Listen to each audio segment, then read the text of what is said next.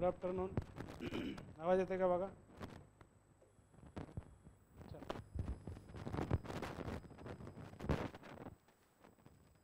सिलेबसमध्ये आपण बघूयात बघा. आपण कुठं आलतो बघा, यादव घराणे आपल्याला बघायचं होतं. त्याच्या अगोदर आपण काय काय पाहिलं होतं बघा. बघूया बघा. तिसरं युनिट आपलं चालू आहे. त्याच्यातला बराचसा भाग आपला म्हणजे पॉलिटिकल हिस्ट्रीचा पहिला जो पॉईंट आहे तो झाला होता बघा. त्यातला फक्त यादव घराणा राहिला होता आपला तिसऱ्या युनिटमधला. हा भाग आपल्याला बघायचा होता. कुठला? काकाती कल्याणी चालुक्य झालं होतं, काकाती झालं होतं, होयसळ झालं होतं, यादव आपला राहिलं होतं. आज आपण यादव बघू, त्याचबरोबर काय म्हणतात पल्लव बघू, चेरा, चोला आणि पांडे यातलं जे काही होतं ते दक्षिण भारतातली घराणे बघूया. प्रादेशिक जी घराणे आहेत, इमर्जन्स ऑफ रिजनल किंगडम म्हणलेलं आहे. प्रादेशिक घराण्यांचा उगम जो झालेला आहे ते बघूया. त्याच्यानंतर आपल्याला पाला आणि सेना जे बंगालचे ते बघायचे आहेत. वर्मन आहेत कामरूपचे, भौमकार आणि सोमवंशी आपल्याला ओडिसाचे आहेत बघा. त्याच्यानंतर मग पश्चिम भारतातले असणारे काही जे राज्य आहेत, मैत्रेय पल्लवी आणि चालुक्य गुजरात, या गोष्टी बघायच्या. शेवटी राहतात बघा नॉर्थ इंडियातले काही घराणे आहेत. गुर्जर प्रतिहार आहे, पाल प्रतिहार, राष्ट्रकूट आपण पहिलं कन्नौजचा असणारा संघर्ष आपल्याला याच्यामध्ये बघायचा. कन्नौज या ठिकाणावरून झालेला संघर्ष कोणाचा? पाल, प्रतिहार आणि काय राष्ट्रकूट, या तिघांचा असणारा संघर्ष कशावरून आहे बघा? कन्नौजवरून. ट्रायंग्युलर स्ट्रगल म्हणलेलं आहे बघा. या युनिटच्या शेवटीच तो टर्म आहे बघा. मग कल्चुरी, चिद्दीस, गढवाल आणि परमार बघायचे. ओके, इथं दिलेलं आहे बघा, सगळ्यात शेवटी दिलेलं असेल.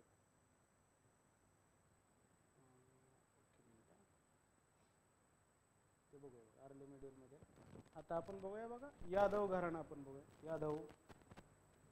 यादव घराण्याची काय काय आपल्याला महत्त्वाची माहिती आहे बघा. यादव आपल्याला दिसतं बघा समकालीन कोणाच्या काळात आहे बघा. यादव आपल्याला काकाती वरंगळांच्या समकालीन असणार दिसतं बघा. यादव डायनेस्टी कोण आहे बघा यादव घराण्याचं संस्थापक, तेही आपल्याला बघायचं आहे बघा.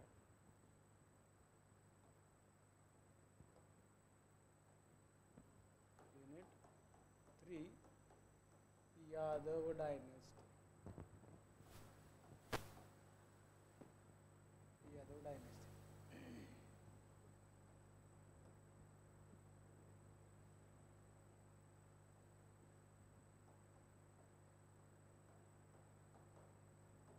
कोण आहे बघा? काय माहिती आहे का संस्थापक कोण आहेत? असं काय कल्पना आहे का बघा? काय माहिती आहे का? कारण याबद्दल माहिती असणं गरजेचं. याच्यावर प्रश्न आपल्याला वारंवार विचारलेले आहेत बघा. यादव घराण्यावर आपल्याला सेटला क्वेश्चन्स विचारलेले आहेत बघा. वारंवार या घटकावरती प्रश्न सेटला विचारलेले आहेत. याबद्दल माहिती असलं पाहिजे बघा. यादव घराणं काय काय माहिती आहे बघा त्याच्यामध्ये, यादव घराण्याबद्दल किंवा त्या काळाबद्दल काय माहित आहे तुम्हाला? चला सांगा पटापटा, काय माहित आहे तुम्हाला यादव घराण्याच्या संदर्भात? लक्षात घ्या, ज्याच्यावर प्रश्न येतात त्यातनं तर प्रश्न परीक्षेला विचारतात, पण ज्या गोष्टीवर आतापर्यंत विचारले नाहीत अशाही घटकांचे प्रश्न लक्षात ठेवा. त्याच्यावर सुद्धा प्रश्न विचारले जाऊ शकतात बघा. असं नाही की ज्याच्यावर विचारले त्याच्यावर रिपीट होणार नाही बघा. रिपीट होतात प्रश्न, फक्त त्यातला जो संदर्भ आहे तो थोडासा चेंज होतं किंवा काय म्हणतात एखादा नवीन आस्पेक्टवर प्रश्न विचारतात.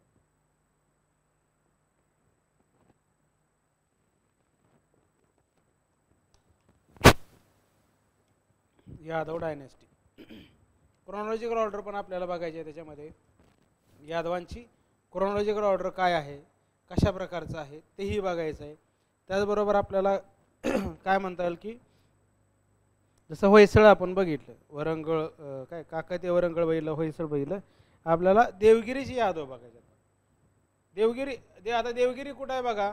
देवगिरी ठिकाण कुठं आहे? देवगिरी ठिकाण कुठं आहे बघा? आणि देवगिरीला आपल्याला दिसतं बघा काय की एक राज्यकर्ता जो होता बघा, त्यानं आपल्याला काय म्हणलं जातं की देवगिरीला राजधानी हलवलेली होती बघा. देवगिरीला राजधानी आणलेला राजा माहिती आहे का बघा? कोण होता बघा?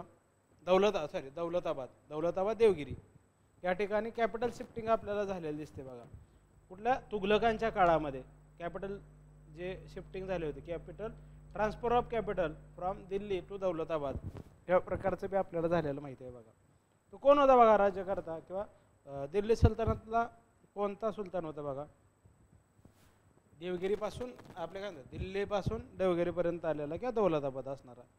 आता देवगिरीचे यादव जे आहेत बघा त्याबद्दल आपल्याला माहिती असलं पाहिजे बघा. यादव घराण्यातील पहिला पुरुष म्हणून द्रुद प्रहराचे नाव घेतले जाते.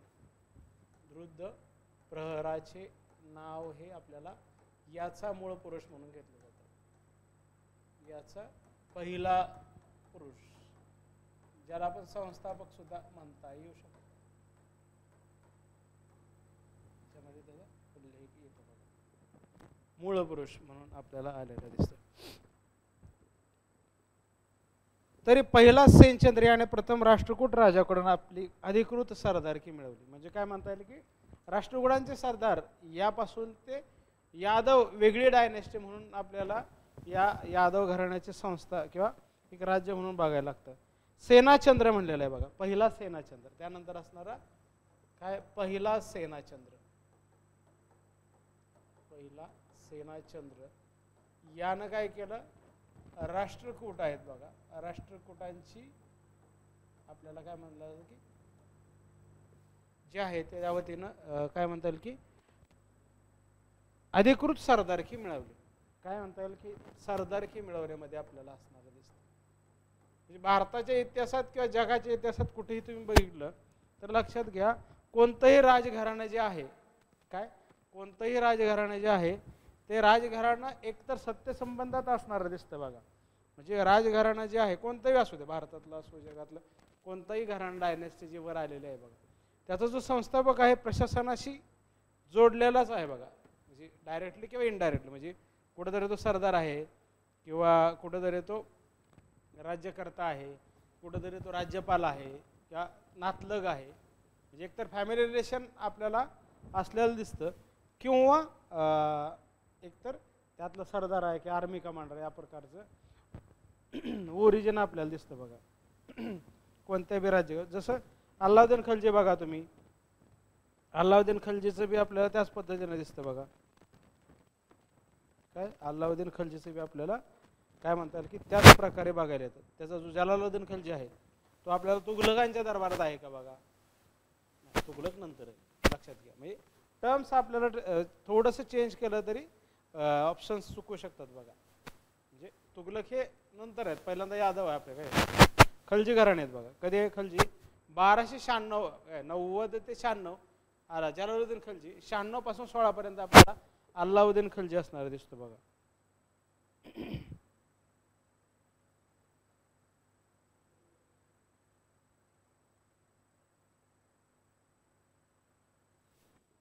त्यानंतर काय बघा सेनाचंद्रामुळे त्यांच्या ताब्यात असलेला सेना प्रदेश आपल्याला या ठिकाणी मिळालेला दिसतो.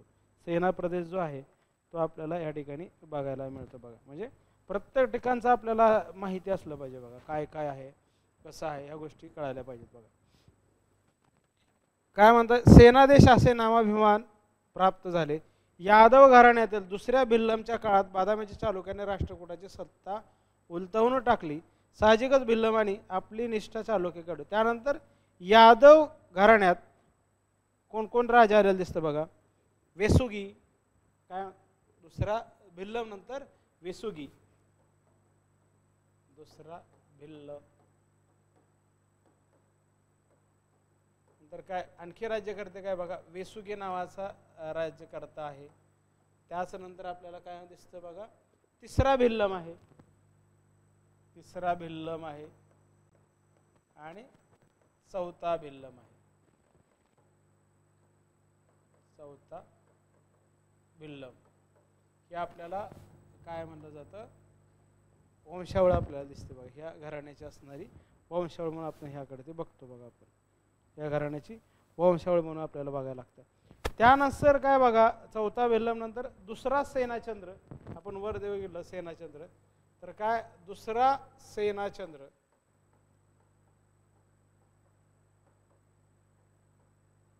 दुसरा सेनाचंद्र दुसऱ्या सेनाचंद्र नंतर सिंहराज मल्लुगी सिंहराज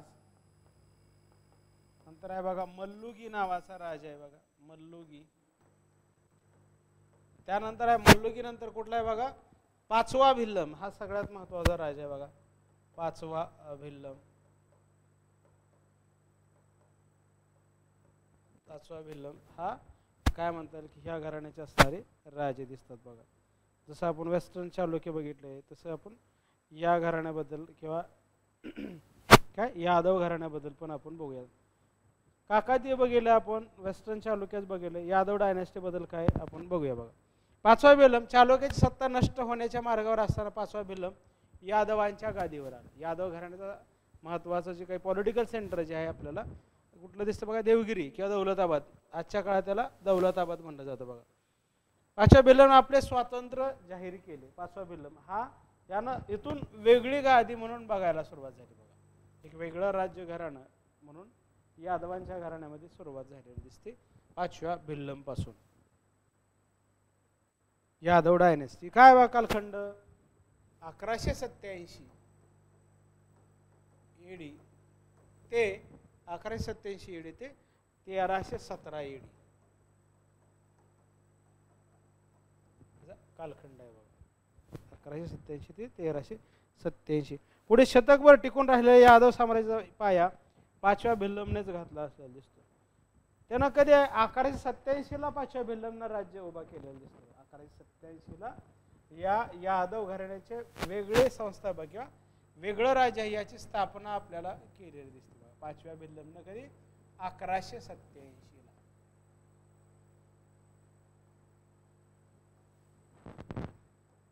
पाचवा भिल्लम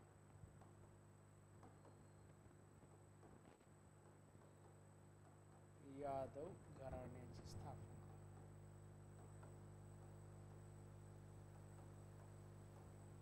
यादव घराण्याची स्थापना आपल्याला त्या ठिकाणी दिसते. सेवुना किंगडम असणार. Extend of the rule, they rule over the part of northern Karnataka. कर्नाटकाचा नॉर्दर्न भाग, महाराष्ट्रातला आजचा महाराष्ट्र, कर्नाटकचा उत्तर कर्नाटक भाग आणि मध्य प्रदेशचा काही भाग. याबद्दलचे जे इन्स्क्रिप्शन आहे बघा, यादव इन्स्क्रिप्शन्स आहेत बघा. सेवनाचंद्रचं इन्स्क्रिप्शन आहे आपल्याला या ठिकाणी दिसतं बघा, सेवनाचंद्र इन्स्क्रिप्शन. डिक्लाइन काय बघा, तर यादव घराणा सिंहसेन याच्या आक्रमणामुळे संपलेलं दिसतं बघा. सिंहसेन याबद्दल ह्या काळातली जे काही पुस्तकं आहेत बघा ती आपल्याला या ठिकाणी लिहून घेऊ बघा. वेगळ्या का पुस्तकं जे आहेत. भिल्लम जो काही आहे बघा, भिल्लम टायटल अँड सोर्स काय बघा, मुत्तुगी इन्स्क्रिप्शन मध्ये दिसतं बघा. त्याचं काय मुत्तुगी इन्स्क्रिप्शन, मुत्तुगी इन्स्क्रिप्शन्स.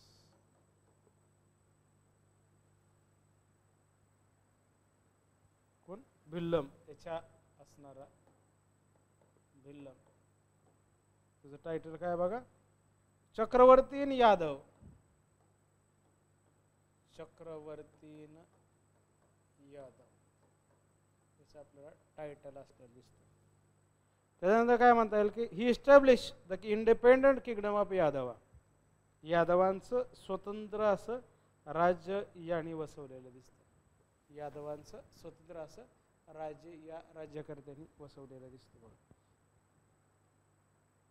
त्याच्यानंतर काय मिलिटरी कॉन्क्वेस्ट आहेत बघा यादवानी. He fought with the Hoysala king Ballala. Ballala जो होयसळांचा राजा याच्यासोबत पण लढाई झालेली दिसते. त्यातनं मग चालुक्यांची जी कल्याणी नावाची राजधानी त्याच्यावर नियंत्रण मिळवलं. चालुक्याची कल्याणी नावाची राजधानी. मग जो स्कॉलर ह्या काळातला त्याला राजश्री, भास्करला त्यानं राजश्री दिला. ह्या काळातला भास्कराचार्य किंवा भास्कर जो आहे या विद्वानाला यानं राजश्री दिला.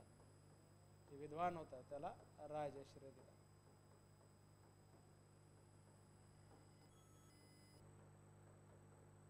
जे आपल्याला ह्या भिल्लम बद्दल दिसतं. मग आता त्याच्यानंतरचं राज्य करत आहे बघा सिंहसन म्हणलेलं आहे बघा. सिंहसन नावाचा राज्य करतात. त्यानंतर बघा he launch military campaign against the Hoysala and invaded the northern Paramara kingdom. यानं होयसळांविरुद्ध मोहीम चालवली आणि त्याचबरोबर परमारांच्या विरुद्ध ही मोहीम चालवली. यानं कोल्हापूरचा शिल्हार राजा भोज दुसरा याला पराभूत केलं.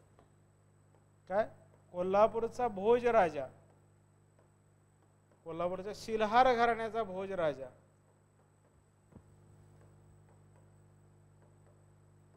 भोज राजा याला पराभूत केले. दुसरा याला पराभूत केले.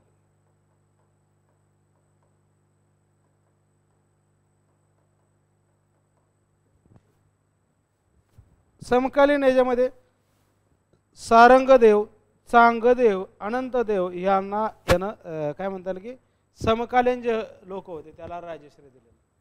सारंगदेव, चांगदेव किंवा कांगदेव आणि त्याचबरोबर आनंददेव यांना राजश्री दिला. त्यानंतरचा रामचंद्र नावाचा राजा आहे बघा. काय रामचंद्र नावाचा राजा आहे बघा. त्याचं काय काम आहे बघा. रामचंद्र नावाचा हे फॉट अगेन्स्ट वाघेलांच्या विरुद्ध लढाई केली. होयसळ आहे, काकाती आहे, परमाराज आहेत. मलिक कपूर जी 1308ला जी मोहीम होती अल्लाउद्दीन खिलजीची त्यामध्ये रामचंद्राला पराभूत करण्यात आला आणि दिल्लीला त्याला काय म्हणतात कैदी टाकला. मलिक कपूर म्हणलेलं आहे बघा. 5व्या भिल्लम नंतर आलेलं आपल्याला दिसतं बघा. काय काय जैतुगी म्हणून आहे बघा. दक्षिणेतील शेजारच्या काकाती राज्यावर हल्ला चढवला आणि आपल्या राज्याची दक्षिण सीमा आपल्याला मजबूत केलेली दिसते. काकातीयाने केलेला राजकीय काय म्हणतात राजा रुद्र मारला गेला.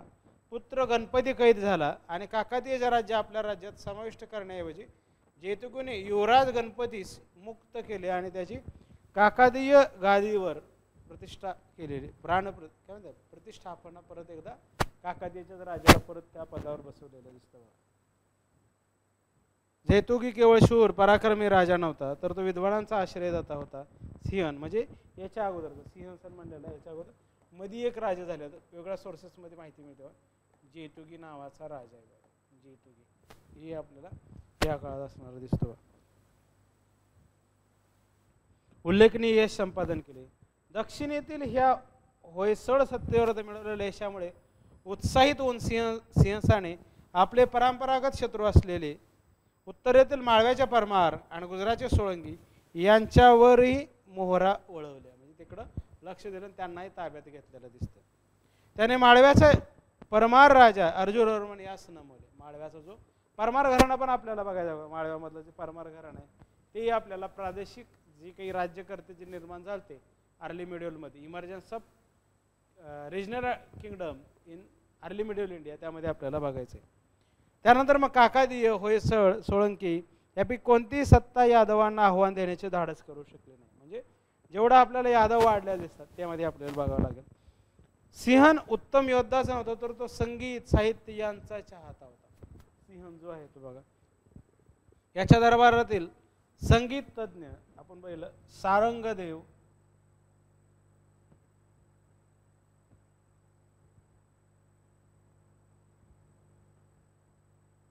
शारंगदेव,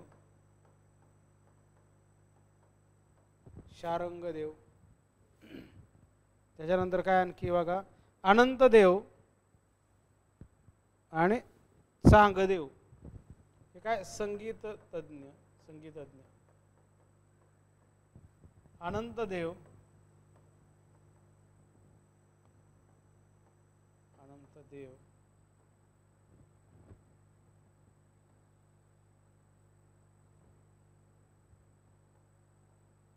आणि त्याच्याबरोबर काय म्हणतात चांगदेव हे खगोलशास्त्रज्ञ यांना राजश्री दिला.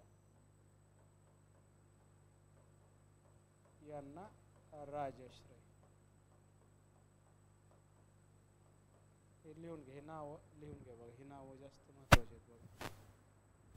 नावं महत्वाची आहेत आपल्यासाठी. खगोलशास्त्रज्ञ चांगदेव यांनी आपल्या आजोबा भास्कराचार्य यांच्या स्मरणार्थ खानदेशातील खानदेशामध्ये पाटण नावाचं ठिकाण आहे त्या ठिकाणी खगोल महाविद्यालय स्थापन केले. अनंतदेवाने ब्रह्मगुप्ताच्या ब्रह्मस्फुट सिद्धांत व वरामिहिरच्या बृहत जातक यावर भाष्य ग्रंथ लिहिले. कोणी लिहिलं? अनंतदेवाने. कशावर लिहिलं बघा? वरामिहिरच्या लेखनावर आणि ब्रह्मगुप्ताच्या ब्रह्मस्फुट सिद्धांत या दोन घटकावर भाष्य ग्रंथ लिहिलं बघा. कोणी? अनंतदेव. भाष्य ग्रंथ कशावर? ब्रह्मगुप्त. आणि दुसरा आहे तो वरामिहिर यांच्या लेखनावर भाष्य म्हणजे कॉमेंट्री लिहिली, कॉमेंट्री केलेली दिसते आपल्याला, कॉमेंट्री आपल्याला त्या ठिकाणी दिसते. शारंगदेव याने संगीत रत्नाकर हा संगीतावरील ग्रंथ लिहिला. शारंगदेव संगीत रत्नाकर, हे नाव लिहून ठेवा बघा. संगीत रत्नाकर हे नाव महत्वाचं आहे बघा. संगीत रत्नाकर आणि त्या ठिकाणचं काय बघा, संगीत रत्नाकर. खगोलशास्त्राचा आपल्याला चांगदेवाने नंतर ह्या राजाने आश्रय दिलेलं नाव आणि ते राज्य करते. नाव पटापटा पटापटल्या.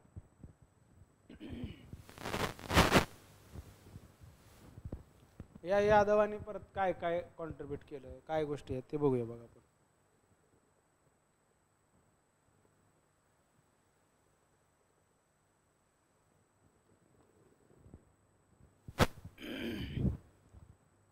त्यानंतर कृष्ण नावाचा राजा आहे बघा. ब्रह्मस्फुट सिद्धांत कोणाचं हे जण आहे बघा. ब्रह्मस्फुट सिद्धांत, ब्रह्मस्फुट.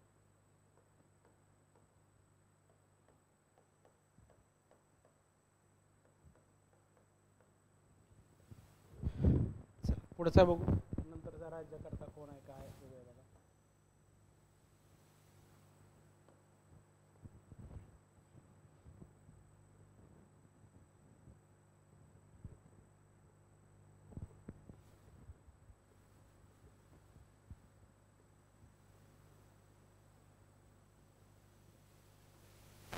नंतरचा आहे बघा काय म्हणतात की कृष्ण,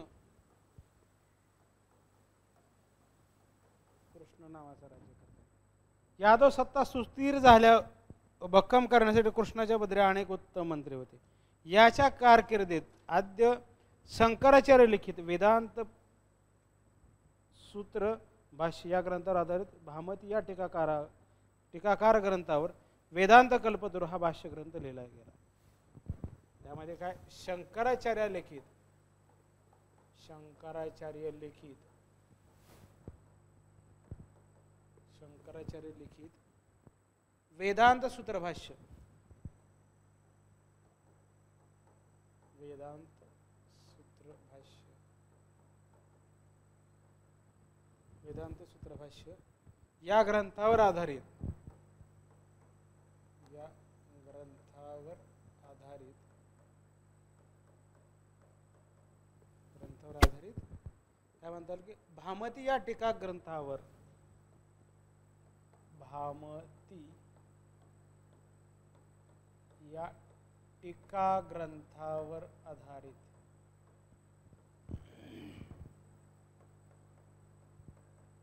टीका ग्रंथावर आधारित आपल्याला काय म्हणलं जाते वेदांत कल्पतरू हा भाष्य ग्रंथ लिहिला गेला. वेदांत तरू हा भाष्य ग्रंथ.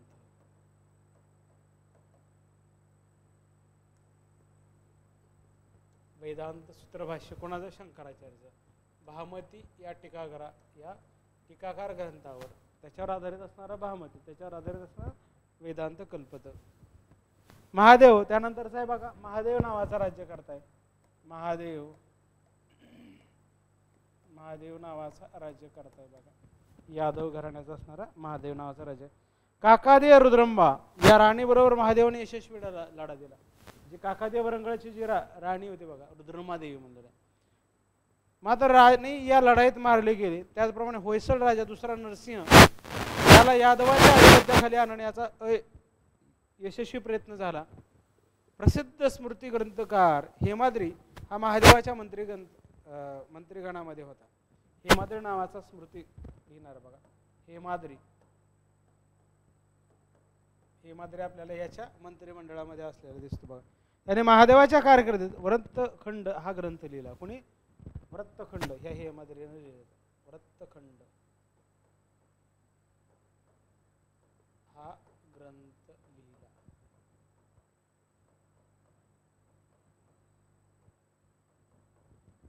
ग्रंथखंड हा ग्रंथ लिहिला गेला. त्यानंतर रामदेव राय पुढचा आहे बघा राज्यकर्ता, रामदेव राय. रामदेवराय. होयसाळाने महादेवाला पराभूत केले. या पराभवाची कटोस्मृती पुसून टाकण्याचा रामदेवाने प्रयत्न केला, परंतु त्याच होयसाळाकडून पराभव स्वीकारावा लागलेला दिसतो बघा.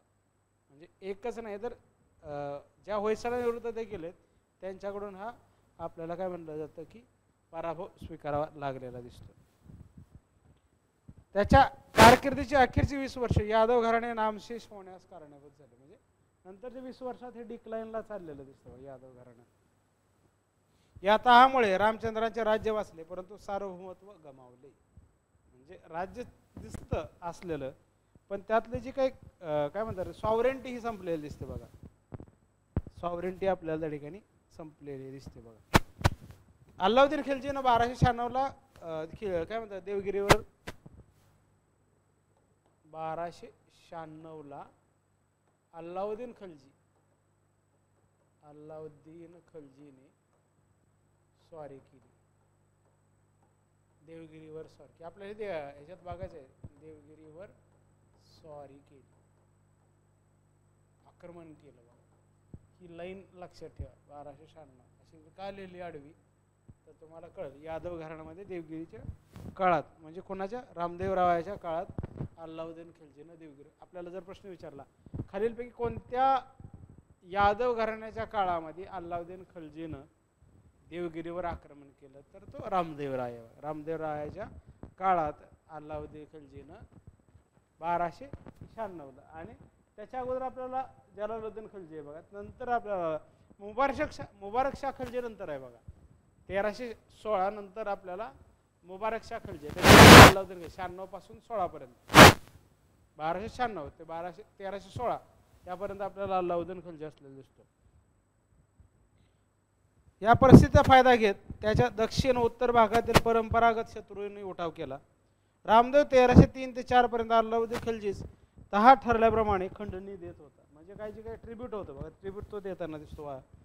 परंतु प्रतापरुद्राने खिलजी फौजेचा पराभव केल्यानंतर रामदेव काहीसा धीट किंवा थोडंसं धाडसाची काय म्हणतात की आशा निर्माण झाली. रामदेवरायाचा पुत्र शंकरदेव याने सुलतान खिलजीच्या सैन्यास आव्हान दिले, परंतु 1307 मध्ये शंकरदेवाचा मलिक कपूरने पराभव केला आणि रामदेवराय यास कैद केले. परंतु खिलजीने रामदेवरायवर दयाबुद्धी दाखवून त्यास कैदेतून मुक्तता केली आणि खिलजीचा मांडलिक म्हणून राज्य राखण्यास आपल्याला कोणाला रामदेवरायाला परवानगी मिळाली. नंतर शेवटचा राजा आहे बघा जो शंकरदेव म्हणलेला आहे बघा.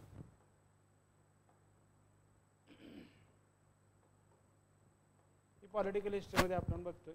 मग त्यांचं कॉन्ट्रीब्युशन काय बघा, आर्किटेक्चरल कॉन्ट्रीब्युशन काय, लिटररी कॉन्ट्रीब्युशन काय. खिलजीच्या वर्चस्वाखाली राहणे शंकरदेवाला सहज शक्य नव्हते, सहन होणे शक्य. सत्तेवर येताच त्याने खिलजी विरुद्ध शस्त्र उगारले, पण मलिक कपूरच्या माऱ्यामुळे त्याचे काही चाललेले नाही. मलिक कपूरने त्याचा पराभव सहज केला आणि त्यास ठार मारून यादवाची सत्ता जे आपल्याला या ठिकाणी नष्ट झालेले दिसते बघा.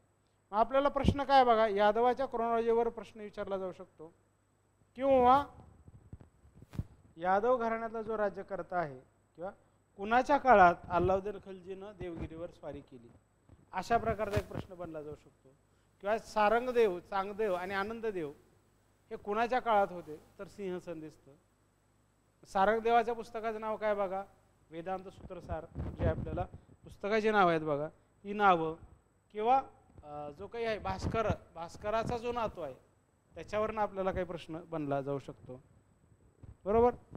या प्रकारचे प्रश्न कसे बनवू शकतात याबद्दलचा विचार केला पाहिजे बघा.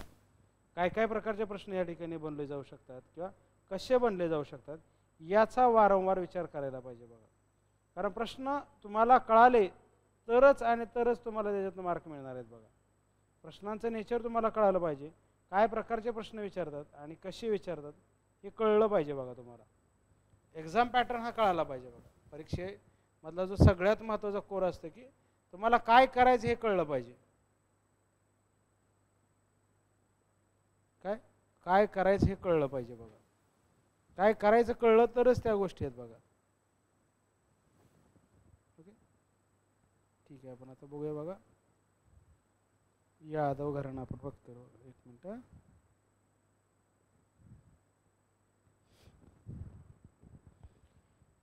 एक मिनिट, प्रताप रुद्र बघितलेलं आहे, यादव, हां यादव, सिंहासन रामचंद्र. कॉन्ट्रीब्युशन काय आहे बघा, योगदान कशा कशात आहे यादवांचं.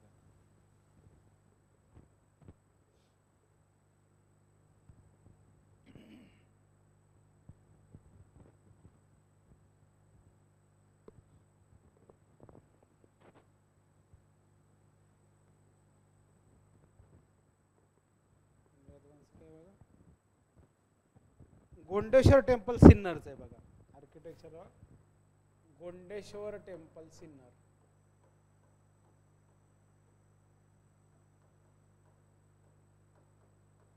सिन्नरचं हे मंदिर आहे बघा, यादवकालीन असणारं मंदिर आहे बघा. यामध्ये काय पॅट्रॉन कोण आहे बघा, 11-12 शतक असणारा हिंदू टेम्पल आहे, यादवाने बांधलेला, नाशिक मधलं असणार आहे. सिन्नर नाशिकमध्येच ठिकाण आहे बघा Sinnar. It features in Bhumija style of panchayatana plan. त्याचं महत्वाचं काय, Bhumija plan of panchayatana style.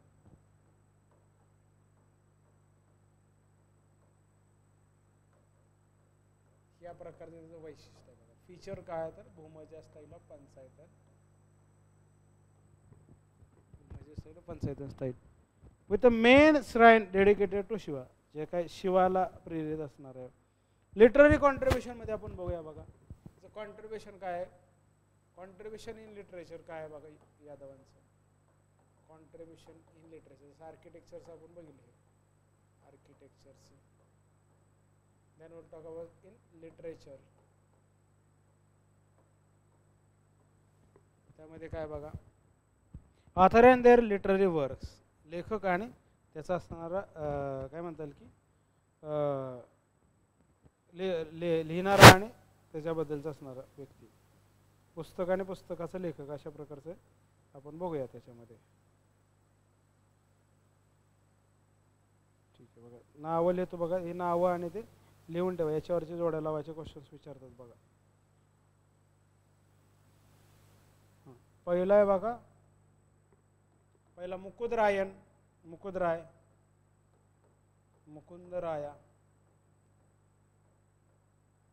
पुस्तकाचं नाव विवेक सिंधू.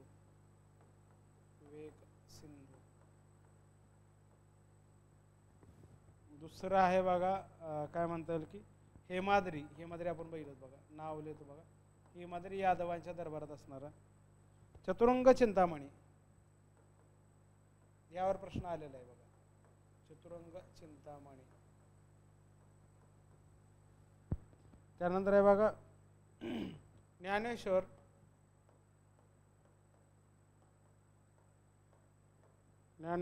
काय बघा ज्ञानेश्वरी. चौथं काय बघा त्यामध्ये सारंगपाणी,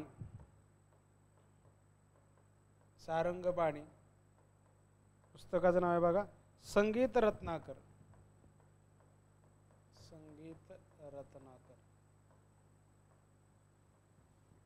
आणि त्याच्यानंतर आहे बघा कमल भाव,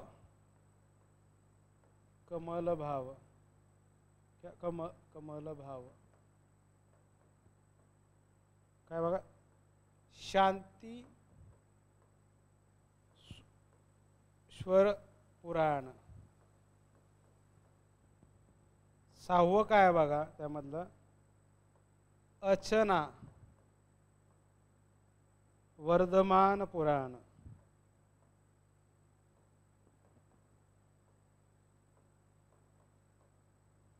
सातवं काय बघा त्यामध्ये चौदारास दशकुमार चरित. आणि आठवं जे आहे बघा शेवटचं लिटरेचर कॉन्ट्रीब्युशन भास्कराचार्य. ते काय त्याला म्हणलेलं आहे कर्णकुंतल आणि सिद्धांत शिरोमणी.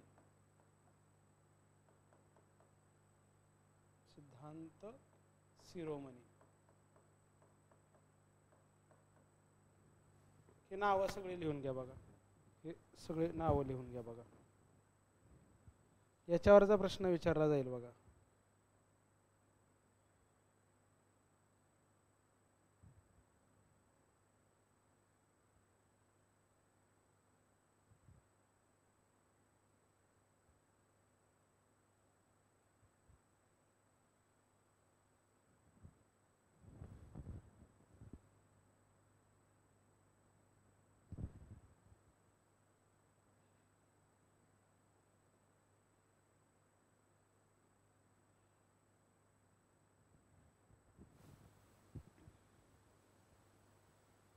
चला बघू, पटापटा लिहून घ्या बघा. काय काय त्याच्यामध्ये.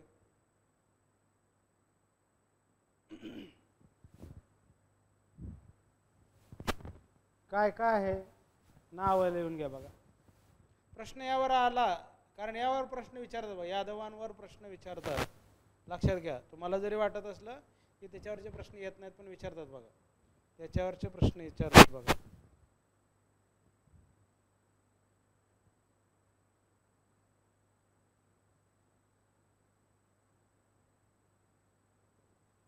त्याच्यावरचे प्रश्न विचारतात बघा.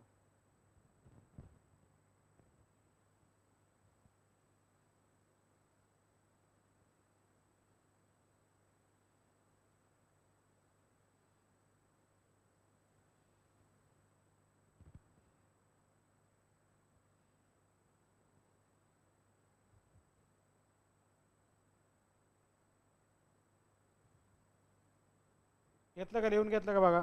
आपल्याला परत दक्षिणेकडचे राज्य बघायचे आहेत बघा.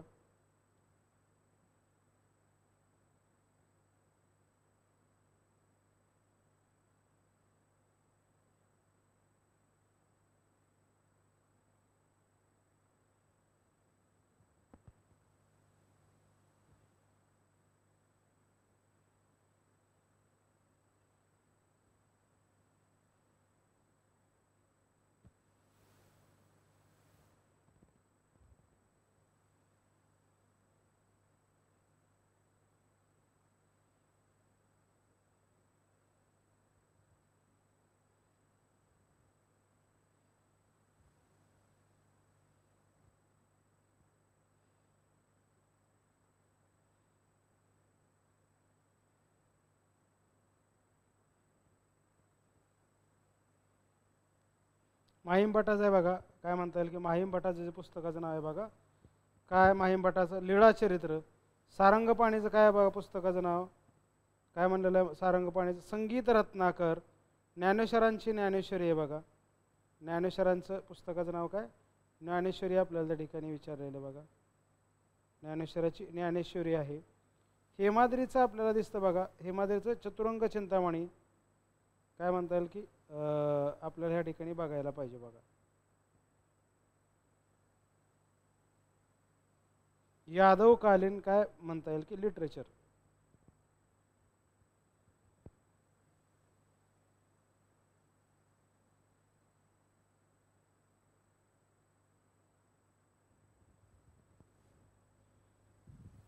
ओके. त्याच्यानंतरचे डायनेस्टी आपल्याला बघायचे आहेत बघा. कोणत्या कोणत्या डायनेस्टीज आहेत बघा. पुढे आपण गेलो त्याच्यामध्ये काय आहे बघा. तर आपल्याला आता काय करायचं आहे. हे वरचं सगळं झालं बघा. आता सगळे घराणे संपले. आता आपल्याला डिस्कस करायचं आहे बघा. चर्चा करायची किंवा अभ्यास करायचा आहे. हे आपल्याला खालच्या गोष्टीचा पल्लव आहे. चेरा चोला पांडे आपण त्यामध्ये बघूया बघा. त्यामध्ये आपल्याला पल्लवांचं काही घराणं आहे बघा. काय म्हणलेलं आहे त्यामध्ये काय सांगितलेलं आहे. चेरा चोला पांडे ह्याबद्दलची जी जी माहिती आहे ती बघूया बघा. ती जी माहिती आहे ती आपल्याला आता बघायची आहे बघा. पल्लव चेरा चोला पांडे साऊथ इंडियन डायनेस्टिक आहे बघा. त्याबद्दलची माहिती आपल्याला बघायची. काय काय सांगितलेलं आहे त्यामध्ये ते बघूया. पल्लवा डायनेस्टी काय आहे त्याच्यामध्ये. काय काय सांगितलेलं आहे त्यामधलं. मग काय नरसिंहवर्मन कुठं म्हणलेलं आहे किंवा काय आहे त्याबद्दलची गोष्ट तुम्हाला माहिती पाहिजे बघा. माझी मामल्लपुरम आहे त्या ठिकाणच्या लिटरेचरमधनं किंवा त्याच्यातनं काय आपल्याला गोष्टी माहिती मिळते किंवा त्यातनं काय काय कळतं त्याच्यावरचे प्रश्न आहेत बघा. आयरोनिक म्हणतात ना मोनोलिथिक रथास कुठं आहे म्हणजे कशा प्रकारचं आहे काय आहे त्यातनं कोणता घटक आपल्याला समजतो. कुठल्या घटकाबद्दलचे प्रश्न विचारतात. ज्याबद्दलचं म्हणजे पल्लव आर्किटेक्चर कसं आहे, म्हणजे त्याचे टायटल्स काय काय आहेत, म्हणजे प्रत्येक राजानं घेतलेले जे टायटल आहेत ते टायटल सुद्धा आपल्यासाठी महत्त्वाचे आहेत बघा. टायटल जे आहेत बघा ते टायटल सगळ्यात जास्त महत्त्वाचे आहेत बघा. जे आपण पल्लवांचे बघणार आहे टायटल आता. पल्लव, कांचीचे पल्लव म्हणलेलं बघा. कांचीचे जे पल्लव आहेत ती आपल्याला पांडे बघायचे आहेत, चोला बघायचे आहेत आणि त्याचबरोबर पल्लव बघायचे आहेत बघा.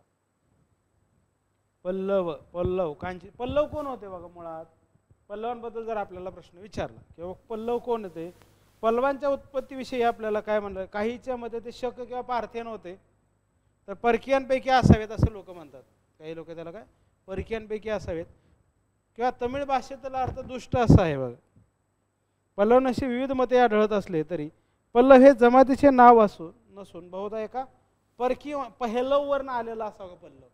पहलव आपण जे पाहिलं शक, क्षत्रप, पहलव डायने, सायथियन वगैरे जे पहिले बघा इंडो ग्रीक काळातले असणार, त्या पहलववर्ण पल्लव आहे का, त्याचा अपभ्रंश म्हणून पल्लव आहे का, म्हणजे शब्दांमधला काय बदल म्हणून पल्लव आलेला आहे का.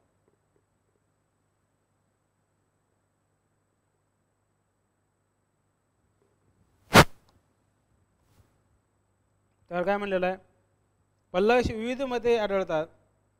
पल्लव हे जमातीचे नाव नसून आपण पाहिलं पल्लव सत्तेचा उदय आपल्याला यामध्ये बघायचा. पल्लव सत्तेचा उदय कधी झालेला आहे तो बघायचा आपल्याला. या ठिकाणी काय काय पल्लव किंगडम काय म्हटलेलं आहे, पांड्य, मदुराईचे पांड्य, कांचीचे पल्लव, तंजावरचे चोला आणि कुठले चेरा कुठले आहेत बघा. चेराबद्दल पण आपल्याला तसंच आहे बघा.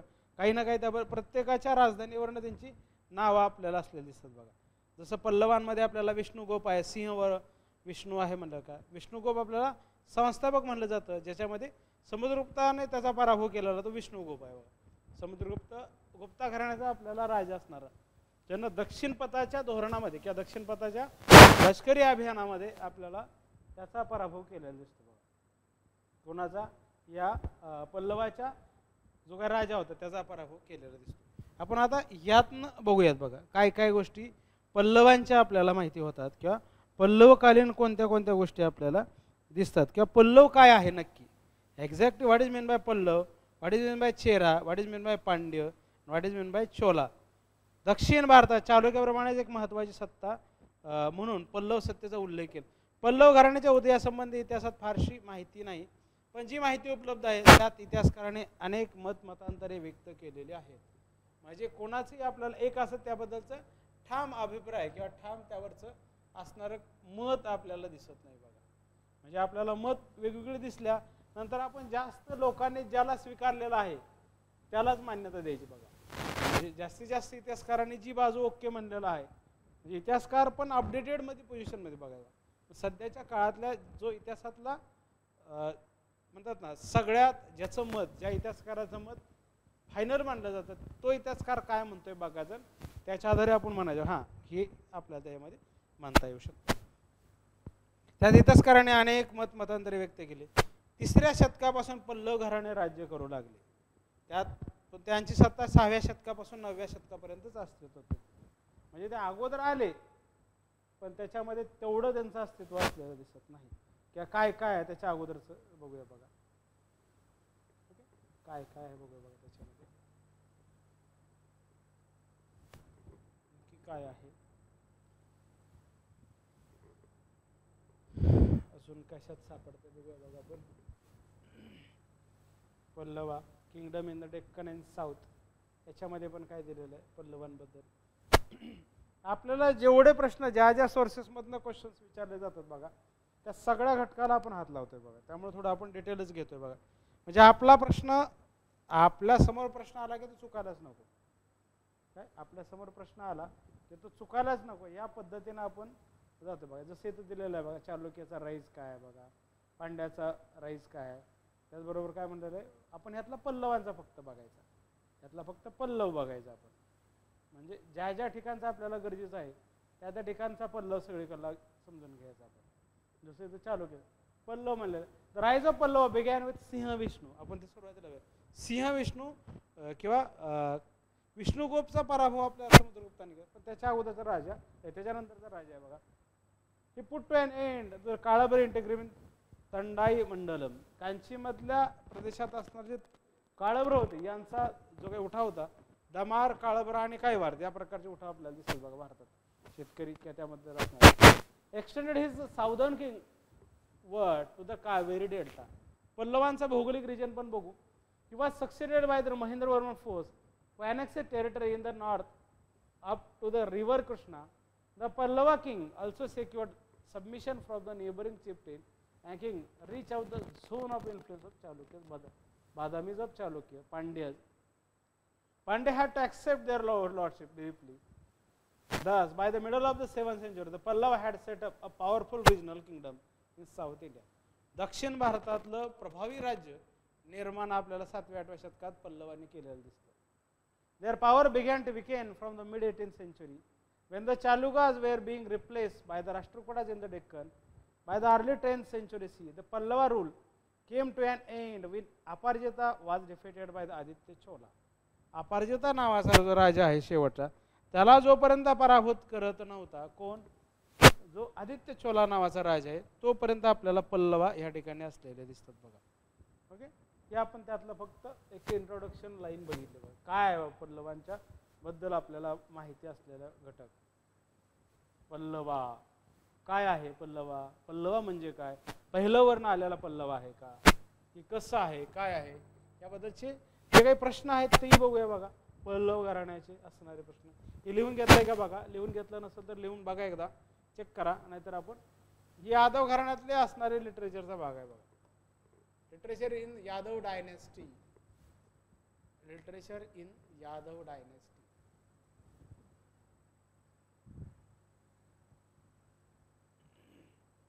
Literature in Yadav dynasty. आता आपण किंगडम इन साऊथ इंडिया आपण बघतो, त्यातलं आपण बघतोय पहिल्यांदा साऊथ इंडिया,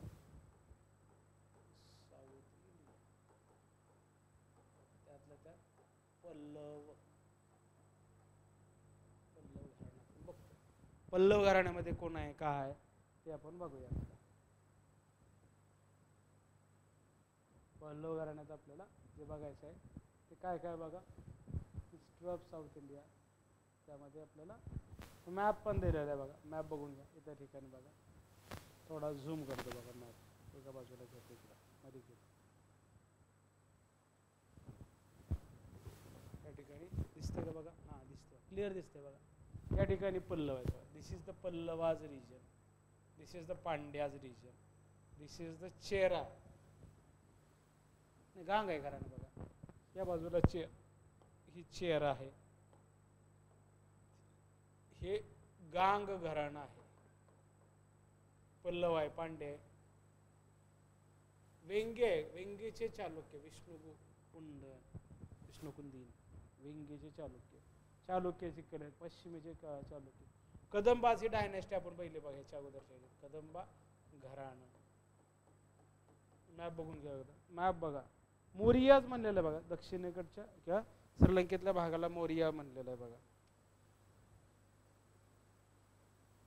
मोरिया असा शब्द वापरलेला दिसतो. तोंडाई मंडलम, तमिळहम, त्यामध्ये असणार cultural Chedi, located in the part of the central India and those of Kalyan in the modern. Pallava, we learned that on the ruins of Satvahan there arose a number of kingdoms. अनेक म्हणजे सातवाहन घराणं संपल्यानंतर अनेक राजे आपल्याला आलेले दिसतात बघा, उदयास आलेले दिसतात. त्यातलं एक पल्लव आहे बघा. पल्लवा त्यातला एक भाग असणार आहे. त्याचा सरंजामदार असणारे सातवाहनाचे सरंजामदार म्हणून पल्लवांनी काम केलेलं दिसतं. आणि त्यानंतर सातवाहनचा डाऊनफॉल झाला किंवा सातवाहन घराणं संपलं आणि पल्लव सत्तेत आले. काही इतिहासकार त्यांचं जे ओरिजिन आहे ते पहिलं किंवा पार्थियन मध्ये बघतात बघा. पार्थिव जे होते बघा किंवा पहिलं होते बघा. पार्थिव झालं बघा. पार्थिव और द पहिलं मध्ये त्यांचे मूळ शोधण्याचा प्रयत्न करतात बघा. त्यांची मूळ शोधण्याचा प्रयत्न काही इतिहासकार करतात बघा.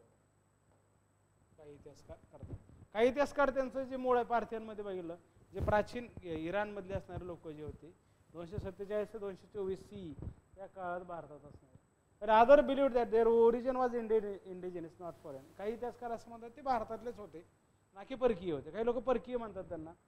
There were indigenous tribe or clan may be or caste. Caste असावे, क्लॅन असावा किंवा ट्राईब असावी, या प्रकारचं त्याचं वेगळं डिस्क्रिप्शन देतात. It has been suggested that they were associated with Vakataka clan. त्याचबरोबर ते वाकाटकांच्या सोबत पण असणारे असतात. अनादर थिअरी, आणखी एक असा सिद्धांत मांडला जातो की matrimonial alliance to explain their origin and propound that पहिलं minister of western Kshatrapa does matrimonial alliance acquired the throne of Kanchi. He married the daughter of Shivaskanda Naga Satakarni. Some also believed that they were descended of Chola prince and Naga princess of Manipalwal. या काळातनं पण ते आलेले असावे. त्याच्या origin who were the Pallavas, Pallava कोण होते याबद्दल आपल्याला वेगळ्या लोकांची वेगवेगळं मतं असलेली दिसतात. बघा, कोण काय म्हणतात पार्थियन पहिलं मधनं असावेत, काही लोक म्हणतात इंडिजिनियस मधनं असावेत, काही लोक म्हणतात सातवाहनांसोबतच्या विवाहामधनं. बघा, सातकर्णी जे म्हणतो आपण त्यांच्या विवाहापासून पण आपल्याला म्हणजे मॅट्रिमोनियल अलायन्समधनं सुद्धा त्यांचं मूळ शोधता येतं का, ही आपल्याला बघितलेलं दिसतं. बघा, त्यामध्ये आर्ली पल्लवा आणि imperial or the later Pallava अशा दोन राजकीय इतिहासामध्ये त्यांचे खंड पडतात. बघा, किंवा दोन भागामध्ये ते डिवाइड केलं जातं. एक early Pallava then the imperial or the later Pallava. Later आणि इम्पेरियल पल्लवा हे पॉवरफुल असणार रूलर म्हणून बघितलं जातं. Powerful or the important ruler. Many aspects of the history of early Pallava are not at very clear. We have more information on the history of imperial Pallavas. 6व्या शतकापासून जे सुरू झालेला आहे पल्लवाचा कालखंड, त्याच्याबद्दल त्या कालखंडाबद्दल आपल्याकडे बरीचशी माहिती आहे.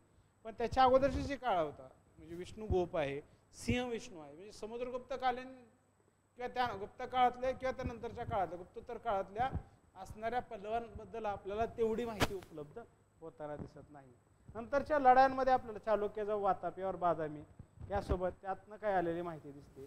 जे मॉडर्न स्टेट आहे कर्नाटकमधलं हे राज्य आहे. It is difficult to establish an accurate ideological genealogy of the early Pallava ruler. Some scholars believed that Veer Kurcha was the first important early Pallava. Veer Kurcha हा आद्य पल्लवांमधला महत्त्वाचा राज्यकर्ता असावा. Veera Kurcha first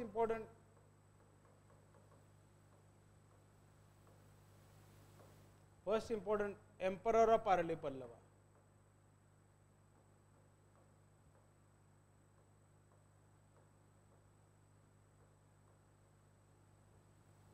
Early Pallava. He believed to have married a Naga princess who supposedly belonged to the Satvahan family.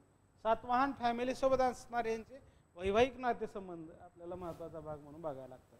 त्यातनं ते भारतीयच असावेत असा प्रकारचा अर्थ लावला गेलेला आहे. When the Satvana dynasty declined, he became the independent. Satavahana घराणं हे नष्ट झालं किंवा रासाला लागला आणि पल्लव हे स्वतंत्र व्हायला सुरुवात झाली किंवा त्या प्रक्रियेला सुरुवात झाली.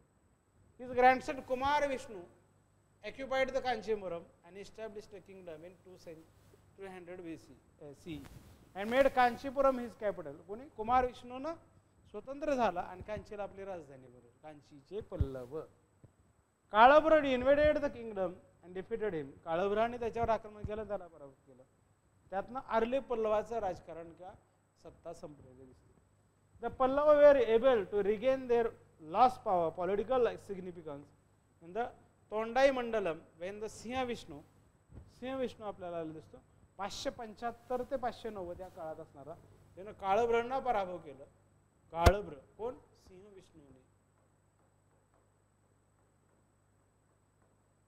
विष्णूने पराभूत केले आणि त्यातनं आपल्याला इम्पिरियल पल्लवा सुरुवात झालेली दिसते. त्याचबरोबर चोलांसोबत पण लढाई केल्या, पांड्यासोबत पण लढाई केल्या आणि त्यानं टायटल जे घेतलं बिरुदास नावाचं टायटल घेतलं. बघा, बिरुदास नावाचं टायटल घेतलं. बघा, टायटल और बिरुद घेतलं. बिरुद हे लिहून ठेवा. कुणी? Simha Vishnu has taken the title as बिरुदास नावाचं टायटल घेतलं. बघा, बिरुदास नावाचं टायटल आपल्याला घेतलेलं दिसते. गुंटूर जिल्ह्यातील पुलंद तालुक्यात सापडलेल्या प्राकृत भाषेतील एका शिलालेखात पल्लव घराण्याचा सिंह विष्णू याचा स्पष्ट उल्लेख दिसतो. सिंह विष्णू कशात दिसतो? प्राकृत भाषेतील आपला जो शिलालेख आहे त्यातला याचा उल्लेख दिसतो. पल्लवाने आपली सत्ता मद्रास, त्रिचन्नापल्ली, आर्काट, आंध्र आणि तंजर या प्रदेशावर प्रस्थापित केली. कांजीवरम किंवा कांचीपुरम ही त्यांची राजधानी होती. 325च्या सुमारास त्यांना महत्त्व प्राप्त झाले आणि दक्षिण भारताच्या पूर्व किनाऱ्यावर काय म्हणलं जातं की आपले राज्य ह्या पल्लवाने स्थापन केले. दक्षिण भारताच्या पूर्व किनाऱ्यावर आपण जर मॅप पण पाहिला बघा कुठल्या बाजूला आहेत पल्लव, तर पूर्व किनाऱ्यावर आपल्याला पश्चिमेकडे आपल्याला चेरा दिसतात, खाली पांडे दिसतात. कुठले पांडे? पांडे कुठले आहेत बघा, मदुराईचे पांडे आणि कांचीपुरमचे असणारे पल्लव आणि तंजावरचे चोला. ओके, त्यामध्ये आपल्याला हा आलेला भाग दिसतो. या घराण्यात राजासंबंधीची माहिती संस्कृत भाषेतील 10-12 ताम्रपटात सापडली. त्यानुसार 350 ते 575 या काळात 16हून जास्त राजांनी पल्लवाने राज्य केल्याची नोंद आहे. त्यापैकी वीरवर्मन काय म्हणता येईल याने नाग घराण्यात राजकन्याशी विवाह करून आपली सत्ता स्थिर केली. दुसरा स्कंदवर्मन याने सत्यसेन या राजाकडून घटोका हा ब्राह्मण प्रदेश जिंकला. त्यानंतर आलेला पहिला सिंहवर्धन म्हणजे आर्ले पल्लवांचे काही नाव आहेत. तिसरा स्कंदवर्मन, त्यानंतर दुसरा सिंहवर्मन आणि त्यानंतर आलेला जे काय आहे बघा सिंह विष्णू. 575 ते आपल्याला 590 या काळातला असणार किंवा 500-600 पर्यंत असणारा पल्लव घराण्याची सुसंगत माहिती या सिंह विष्णूपासून आपल्याला मिळते बघा. सिंह विष्णू या राजापासून पल्लव घराण्याची व्यवस्थित माहिती आपल्यापर्यंत पोहोचते. म्हणून वास्तवार्थाने हाच पल्लव संस्थेचा संस्थापक मानला जातो. त्याने चोल राजाचा प्रदेश जिंकून कृष्णेपासून कावेरीपर्यंत आपला राज्य विस्तार केला. कोणी? कृष्णेपासून कावेरीपर्यंत आपला प्रदेश विस्तार केला. पासून ते कावेरी नदीपर्यंत, या दोन्ही नदी आहेत बघा दक्षिण भारतातल्या, कावेरीपर्यंत आपला प्रदेश विस्तारित केला. आपल्याला केलेला दिसतो. त्याने चोल राजांचा कृष्ण प्रदेश हा विष्णू भक्त होता. त्याने भारवी या थोर संस्कृत कवीस आपल्या राजदरबारात स्थान दिले. सगळ्यात महत्वाचे फॅक्ट्स ही लिहूनच ठेवा.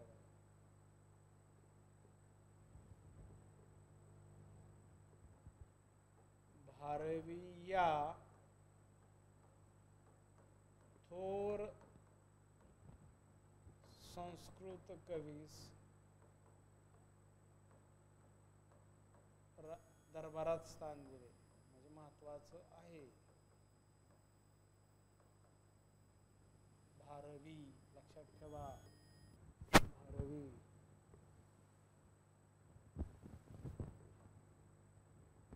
नाव लक्षात ठेवा.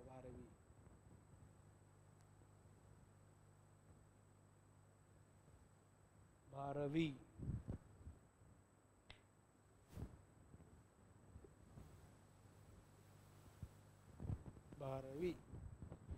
त्यानंतर काय म्हणता येईल बघा, महेंद्रवर्मन आपल्याला दिसतो बघा.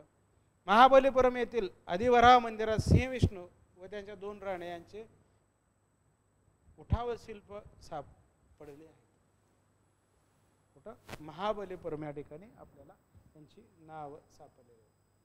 त्याला आणखी काय म्हणलेलं आहे बघा, सिंह विष्णूला अवन सिंह म्हणलेलं आहे. अवन सिंह ही एक त्याने टायटल घेतलेलं, रॉयल टायटल. सिंह विष्णू उत्तरायण ही 2-3 टायटल टोटल आपल्याला या सिंह विष्णूने घेतले. At Mahabalipuram there is sculptural bas relief in the Adivaraha Mandapa as cave temple which depicts him with 2 pins. 2 राण्यांसोबत असणारा आपल्याला महाबलीपुरम त्याचा पुरावा सापडलेला दिसतो. त्यानंतरचा राजा आहे बघा, सिंह विष्णू नंतरचा असणारा महत्वाचा राजा म्हणून आपल्याला बघायला लागतं. ते कोण आहे बघा? जो राजा आहे त्याला महेंद्रवर्मन म्हणलेला आहे. महेंद्रवर्मनचा कालखंड 590 ते 630 हा ह्या घराण्याचा पहिला महेंद्रवर्मन पहिला म्हणलेला आहे. आफ्टर हिज फादर कोण? सिंह विष्णूच्या मृत्यूनंतर त्याचा मुलगा पल्लव became a major political power. He was a king with many accomplishments. अनेक त्या काळात बरेच गोष्टी झालेल्या. He is non for his literary work and temple building. याला त्याचे जे वाङ्मयीन लेखन आहे त्याचबरोबर मंदिर स्थापत्य कला यामुळं महेंद्रवर्मन पहिल्याला ओळखलं जाताना दिसतं. महेंद्रवर्मनला कशासाठी ओळखलं जातं? त्याचं जे वाङ्मयीन असणारं काम आहे मंदिर स्थापत्य कला यामुळं आपल्याला ह्या महेंद्रवर्मनसाठी किंवा पहिला महेंद्रवर्मन हा महत्त्वाचा आपल्याला या ठिकाणी असलेला दिसतो बघा. सिंहविष्णूचा पुत्र हा पल्लव घराण्यात सर्वात पराक्रमी राजा होता बघा. तो जसा युद्ध निपुण होता तसाच आपल्याला चित्रकला शिल्पकला इत्यादींना त्याने प्रोत्साहन दिले. अखंड शिळेतून मंदिर खोदण्याची कला याने सुरू काय सगळ्यात महत्वाचं काय अखंड शिळेपासून मंदिर खोदणे. शिळेपासून मंदिर खोदण्याची कला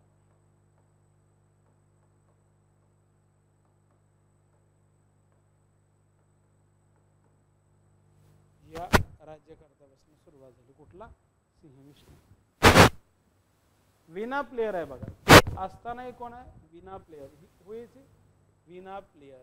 Mahendravarman first was a Veena player. वीणा वादक असणार असा कोण होता बघा? गुप्ता काळातला समुद्रगुप्त.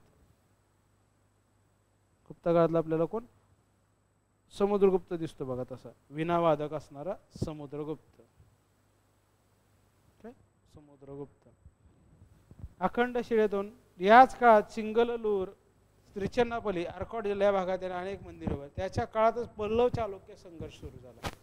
चालुक्य राजा दुसरा पुलकेशीन याने महेंद्रवर्मनचा अनेक वेळा पराभव केला या राजाचा.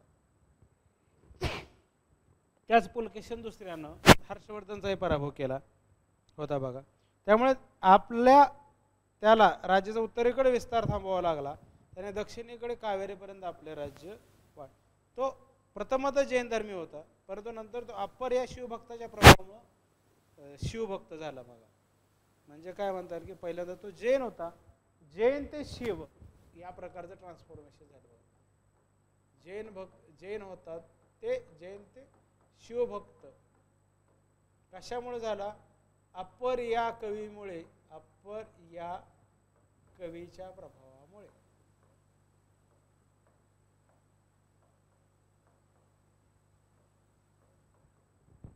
लिहून घ्या बघा. दिसतंय का बघा? क्लिअर दिसतंय का? दिसतंय बघा. दिसतंय. त्यानंतर घेतलेलं त्यानं टायटल काय बघा? मिनॉरिटीजची ऍक्टिव्हिटीला त्यानं पाठिंबा दिला. अनेक ऍक्टिव्हिस्ट किंवा जे ऍक्टिव्हिटी आहेत त्याला पाठिंबा दिलेला दिसतो बघा. त्याच्यानंतर बघा काय नावं घेतलेत बघा. मतविलास म्हणलेलं आहे, ॲडिक्टेड टू प्रिझन म्हणलेलं आहे, लेजर ह्या प्रकारचे टायटल्स आहेत बघा. महेंद्रवर्मन काय त्याला मत्तविलास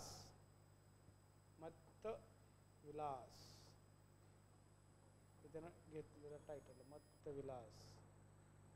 त्यानंतर चित्रकरपुली, टायगर अमंग द पेंटर्स, चित्रकरपुली. नंतर ललितंकुरा,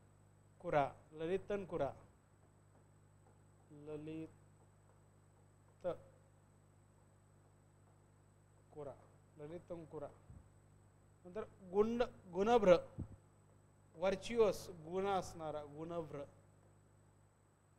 चटकारी आणि नंतर आहे विचित्रचित्त. ह्यावर प्रश्न आलेला आहे बघा. विचित्रचित्त हे आपल्याला महेंद्रवर्मन पहिल्याची टायटल्स आहेत बघा. महेंद्रवर्मन पहिल्याची टायटल आपल्याला ह्या महेंद्रवर्मन पहिल्याच्या टायटलवर प्रश्न आलेले आहेत बघा. काय म्हणता येईल की महेंद्रवर्मन पहिला याच्यावरती प्रश्न आलेला आहे बघा. या वंशातील पराक्रम तो प्रथम जैन, नंतर शिवोपासक बनला. शिवाचा पुलकेशीन द्वितीय आणि याचा अनेकदा, परंतु वेंगी पुलकेशीनला द्यावी लागली. अविद्या, कला व स्थापत्य प्रेमी असून त्याने अनेक मंदिर आपल्याला बांधलेली दिसतात. पण महेंद्रवर्मन किंवा महेंद्रवर्मन पहिला पल्लवांचा राजा. त्यानंतरचा काय बघा? His reign saw the beginning of Pallava Chalukya conflict. या याच्या काळातच पल्लवांचा चालुक्याचा विवाद सुरू झालेला दिसतो. The succeeding ruler of this two dynasties also had to participate and contest one another. एकमेकांच्या विरोधात आपल्याला पल्लव आणि चालुक्याची लढाई असलेली दिसते. Pulakeshi second, the powerful king of the चालुक्याचा वाताबीचे चालुक्यात असणारा पुलकेशी याने याचा बऱ्याच वेळा पराभूत केला आणि त्यातनं पुष्यभूती ग्रेट रुलर ऑफ यांना हर्षवर्धनचा पराभूत केला होता. Defeated Mahadurvarman near the Kanchi. Afterwards, Pulkeshi II marched towards the capital of Pallava. Mahadurvarman first, in order to save his capital, agreed to sign a peace treaty with Chalukya, gave him the northern territory of his kingdom. ही कुठंच नाही बा कुठल्या. त्यानं Pulakeshi II सोबत शांतता तह केला आणि त्यानं त्याचा उत्तरेकडला जो प्रदेश आहे तो पुलकेशी II हात दिलेला दिसतो. त्यानंतरचा आलेला राजा बघा महेंद्रवर्मन नंतर आहे नरसिंहवर्मन पहिला 630 ते 668. महेंद्रवर्मनच्या या पुत्राने पल्लव घराण्याची सत्ता व प्रतिष्ठा वाढवलेली दिसते. याने दुसऱ्या पुलकेशींचे आक्रमण परतवून लावले. इतकेच नव्हे तर त्याने पुलकेशींच्या बादामी या राजधानीवर चढाई केली.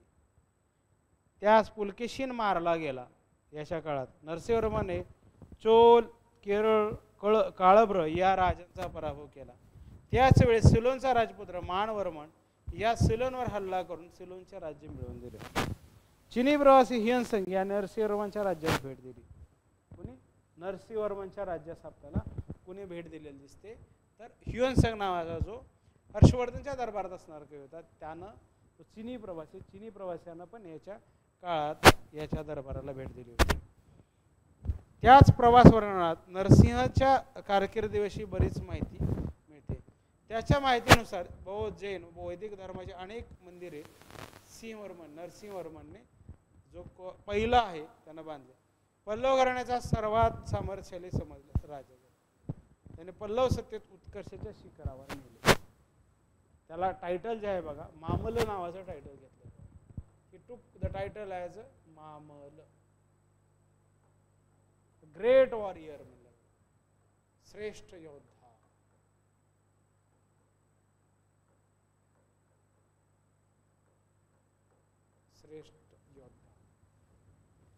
टायटल ऑफ द काय ग्रेट वॉरियर और द मामल नावाचं title. He defeated and kill Pulakeshin II आपण जे आता समजून घेतलं. And destroyed Chalukyan capital of Vatapi. He took the Vatapi कोंडा नावाचं कन्केरर ऑफ द वातापी म्हणलेलं.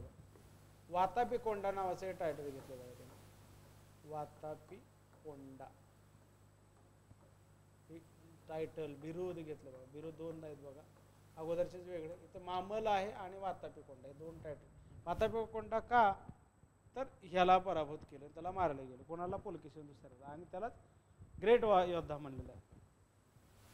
In order to commemorate his remarkable victory, Chola, Chera and Pandya also suffered defeat at his hand. त्याच्या हातातून बाकीची लोक पराभूत झाले. चोला, चेरा, पांड्या.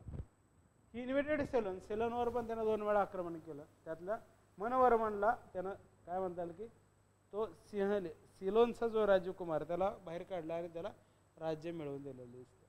पल्लव ruler sent his army to Ceylon with the prince.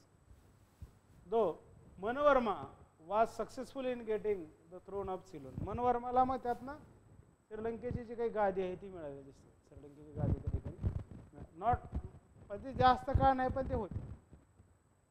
Second time from the Pallava king, second naval expedition to Ceylon was more successful than the Ceylonese prince was able to secure and sustain his royal power.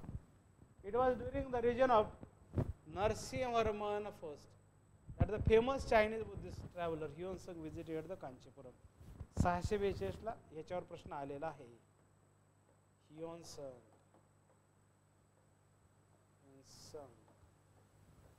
visited Kanchi.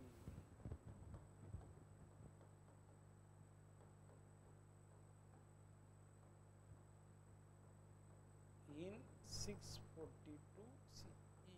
इसवी सन 642 ला कांचीला भेट दिलेली दिसते सिंह विष्णूने. ह्युअनसंगने त्या ठिकाणी भेट दिलेली दिसते.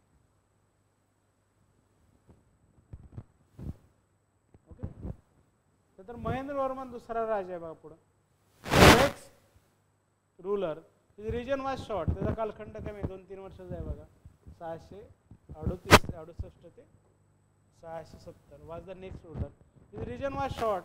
एनिमिटी between Pallava and Chalukyas cause political disturbance.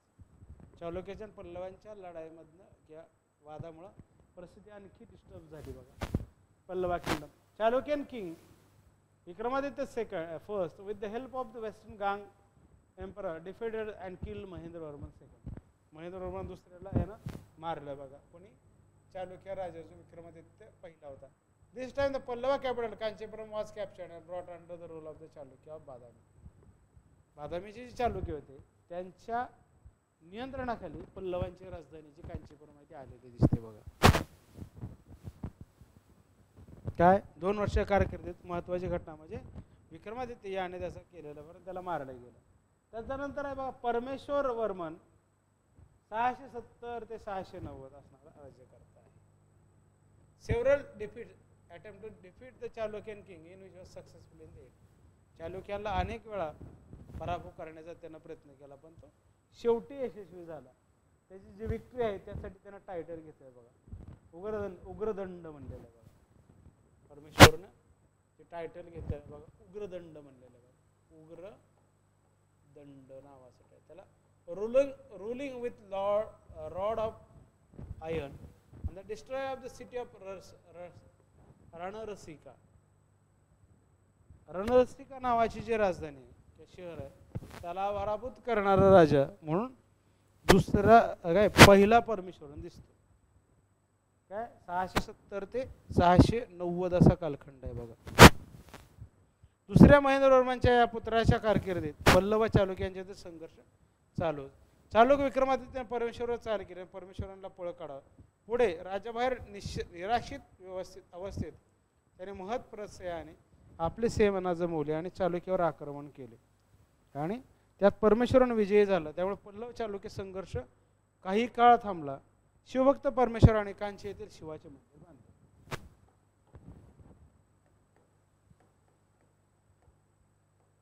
शिवभक्त असणाऱ्याने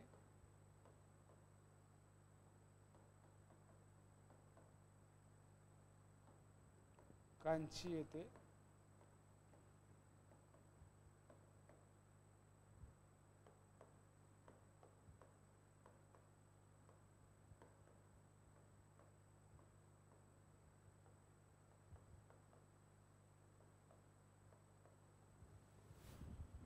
रणरसिका was the title taken by the Chalukyan emperor. म्हणून त्याचं शहर नष्ट करणारा राजा म्हणून कोण? परमेश्वरन पहिला. The region of Narasimhavarman II was peaceful as the continuous battle between two kingdoms. He sent embassies to the China. चायनाला आपल्याला राज्य पाठवते. दुसरा नरसिंहवर्मन म्हणलेला आहे. तो पहिला परमेश्वरन याचा पुत्र गादीवर आल्यानंतर पल्लव चालुक्य यांच्यात संघर्ष थांबला होता. त्यामुळे याची कारकीर्द शांततेची भरभराटी झाली. द्राविडी शिल्पकलेस याच्या कारकिर्दीत संपन्नता लाभली. कोणाच्या? नरसिंहवर्मन दुसऱ्याच्या काळात द्राविडी जी शिल्पकला आहे द्रविड स्कल्पचर याला एक भरभराटाच लाभलेली दिसते. त्याने बांधलेल्या अनेक मंदिरामध्ये कांची येथील कैलासनाथाचे मंदिर सापडले प्रसिद्ध आहे. दक्षिण किनाऱ्यातील महाबलीपुरम येथील मंदिर, कांची येथील ऐरावताचे मंदिर, पन्नामला येथील शिव मंदिर अशा द्रविडी शिल्पकलेची मंदिरही आपल्याला ह्याच ठिकाणी प्रसिद्ध असलेली दिसतात. याच्या कारकिर्दीत सागरी व्यापार वाढला म्हणजे कोस्टल ट्रेड आपल्याला वाढलेला दिसतो. कोस्टल ट्रेड किंवा सी ट्रेड आपल्याला वाढलेला दिसतो. त्याचाच भाग म्हणून त्याने आपला राजदूत चिनी बादशाहाने यथोचित गौरव त्यात केला. ते चिनीला आपला राजदूत पाठवलेला दिसतो. कोणला? या राजानं. आपल्याला विचार खालीपैकी कोणत्या राज्यकर्त्यानं चीनला खालीपैकी कोणत्या पल्लवाच्या राज्यकर्त्याने आपला राजदूत जो आहे तो चीनला पाठवला? तर नरसिंहवर्मन दुसरा याच्या काळात तो आलेला दिसतो. त्यानंतरचा राज्यकर्ता आहे बघा. ही एक लाईन लक्षात ठेवा. कोणी? जे परमेश्वरन पहिल्यानं शिवाचं जे मंदिर कांचीला बांधलेलं आहे बघा.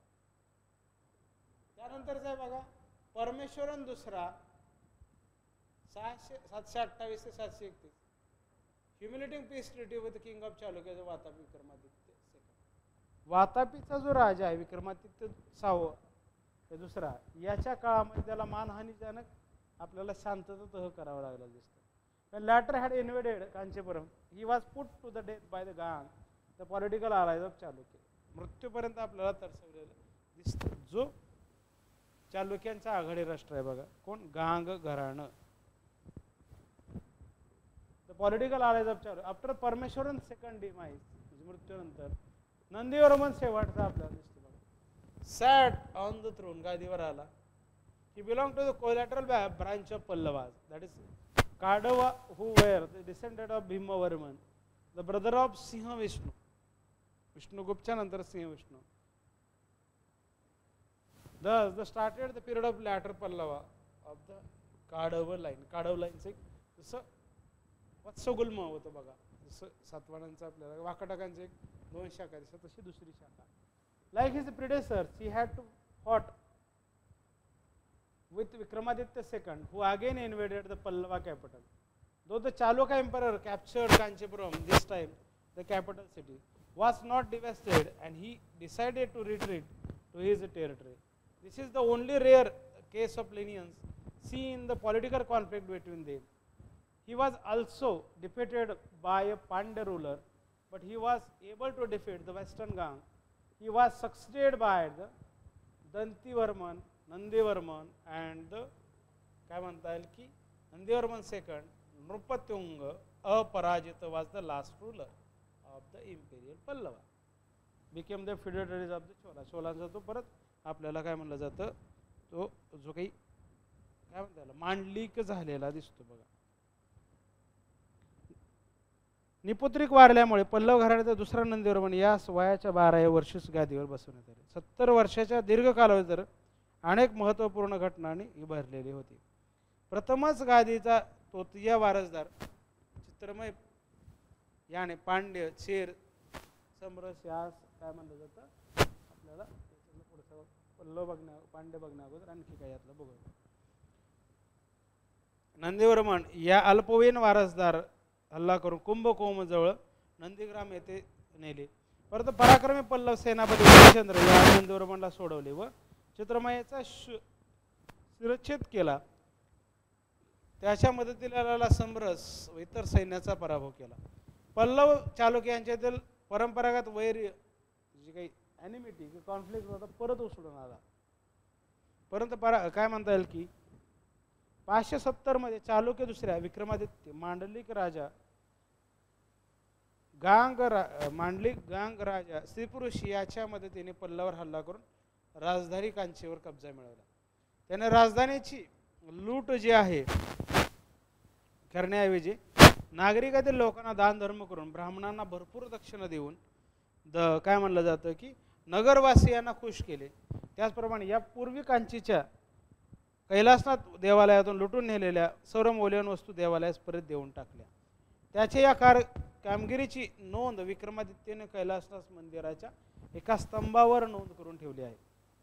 मात्र पुढे दुसरा कीर्तिवर्मन याने या दुसऱ्या विक्रमादित्यच्या पुत्राने कांचीवर पुन्हा हल्ला केला व कांची लुटून सर्वत्र हस्त केली. 570च्या सुमारास राष्ट्रकूट राजा दंतीदुर्ग याने कांचीवर चाल करून पल्लवांचा पराभव केला. त्यात आपल्याला पल्लव राजा दुसरा नंदीवर्मन यास आपल्या शक्ती काय म्हणतात की वाढलेले दिसते. कन्या रेवा हिचा विवाह नंदीवर्मनच्या हातात देऊन पल्लवाची विवाह संबंध होते. नंदीवर्मन म्हणजे आपल्याला काय दिसतं राष्ट्रकूट आणि पल्लव यांचे वैवाहिक नातेसंबंध दिसतात. पल्लव आणि राष्ट्रकूट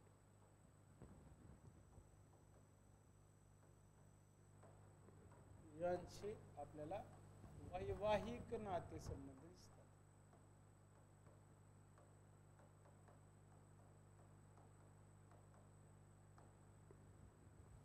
वैवाहिक नातेसंबंध आपल्याला या ठिकाणी दिसतात. याच काळात पांड्यराजा शिरजर होऊ लागला. त्याच्या सत्तेला आळा घालण्यासाठी नंदीवर्मन याने कोंगू केरळ आणि तगदूर येथील राजांच्या संयुक्त सैन्याचे पांड्य सत्तेवर आक्रमण केले.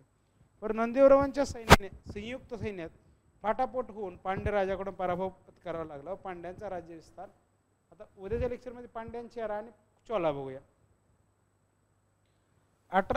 778 मध्ये काय म्हणलं जातं काय गांग घराण्याचा नियोजित वारस शिवमार यास गादी मिळवून देण्यासाठी नंदीवर्मने राष्ट्रकूट राजा दुसरा गोविंद याच्याशी सहकार्य केले आणि परंतु दुसऱ्या गोविंदाचा लहान बंधू ध्रुव याने राष्ट्रकूट गादी बळकवण्याचा प्रयत्न केला, परंतु नंदीवर्मन आणि काय म्हणलं जातं त्याचबरोबर गांगराजा यांच्या मदतीस धावून आल्या कारणानं ही परिस्थिती चेंज झाली. म्हणजे ध्रुवाला न होता त्याचा फायदा वेगळाच यायला झालेला दिसतो. नंदीवर्मनला शत्रूशी झालेल्या लढ्यात फार मोठा पराक्रम गाजवतो. नंदीवर्मन हे चोळांचा पल्लवांचा असणारा राजा. दुसरा नंदीवर्मन जो काय परम विष्णू भक्त होता बघा. दुसरा नंदीवर्मन विष्णूचा भक्त होता. विष्णू आता उद्याच्या लिटरेचर आर्ट आर्किटेक्चर यातलं कॉन्ट्रीब्युशन काय पल्लवांचं ते बद्दल बघूया बघा. काय त्याने कांची येथील वैकुंठ पेरुमल मंदिर बांधले. काय म्हणतात कांची येथील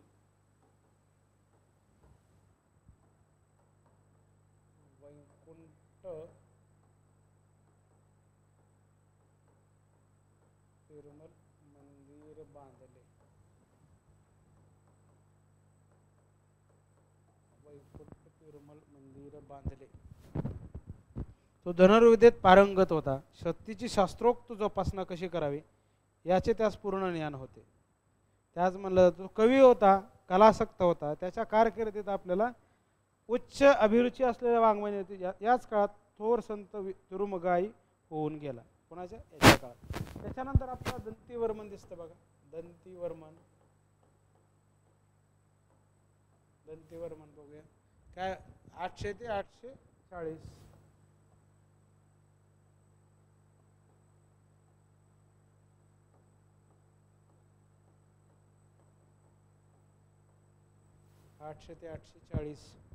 नंदीवर्मन नंतर त्याचा पुत्र दंतीवर्मन गादीवर आले. याच्या कारकिर्दीत पांड्या आणि राष्ट्रकूट राजाने पल्लवावर हल्ले केले.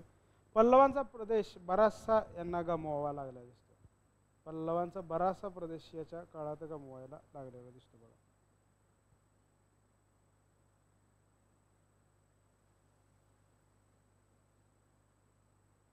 त्यानंतर आहे बघा तिसरा नंदीवर्मन.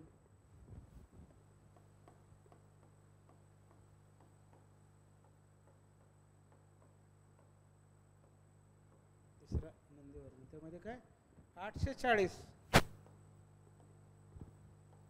ते काय बघा 869 सी त्यामध्ये आपल्याला बघायला लागतं. दंतीवर्मनच्या नंतरचा असणारा जो राज्यकर्ता आहे बघा काय दंतीवर्मन त्याचा पुत्र तिसरा हा आपल्याला गादीवर आलेला दिसतो.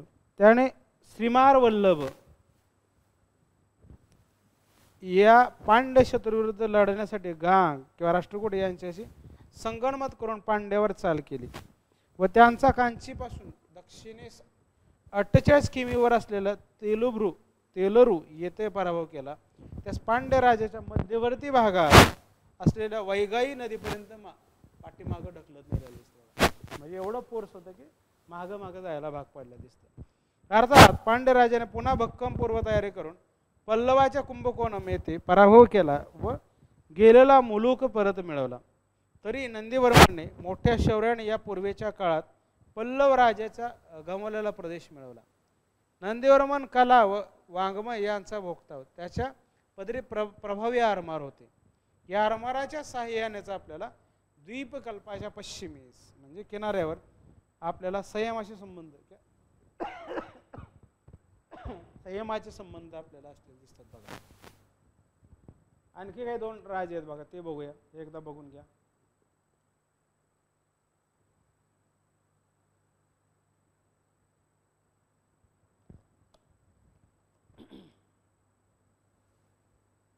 या पद्धतीने आपलं पल्लव घराणा संपलं बघा.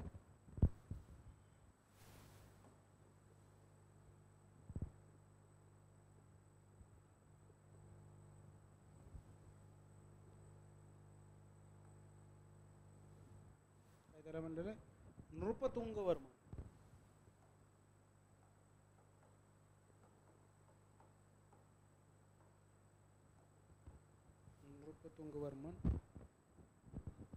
869 ते किती 879.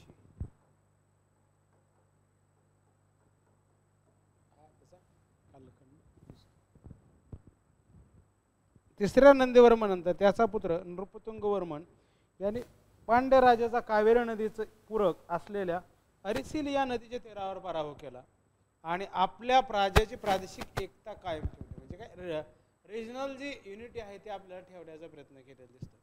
याच काळात एकेकाळी पल्लवांचे मांडलिक असलेले चोल घराणे पुन्हा दक्षिण भारताच्या क्षितिजावर चमकू लागले. म्हणजे परत आपल्याला चोलांनी या पल्लवांना मागं पाडून ज्यांचे मांडलिक होते तेच सत्तेत आले दिसत बघा. नृपतुंग वर्माने शिक्षण प्रसाराचं उत्तेजन दिले. त्याचप्रमाणे आपल्या राज्यात बहुर येथे महाविद्यालय सुरू करण्यासाठी अर्थसहाय्य केले. बहुर येथे महाविद्यालय सुरू करण्यास अर्थसहाय्य केले. सुरू करण्यास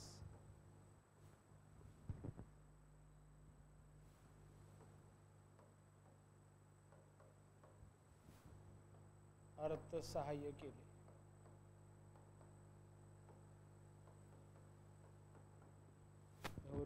अर्थसहाय्य केले आणि अर्थसहाय्य म्हणून त्याने आपल्या एका मंत्र्यास 3 गावाचे उत्पन्न बहाल केले. यामुळे महाविद्यालयात 14 शैक्षणिक विभाग सुरू करण्यात आले. नंतर शेवटचा राजा आहे बघा अपराजित वर्मन. अपराजित वर्मन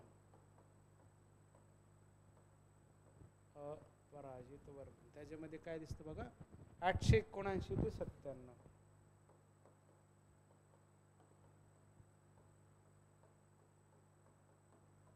हा याचा शेवटचा पल्लवांचा राजा आहे बघा. नृपतुंग वर्मानंतर पल्लव गादीचा वारस म्हणून अपराजित वर्मन कसा आला हे संदिग्ध आहे. परंतु अपराजित वर्मन हा पल्लव घराण्यातील नाव घेण्यासारखा अखेरचा राजा. याने गांग पहिला पृथ्वीपती या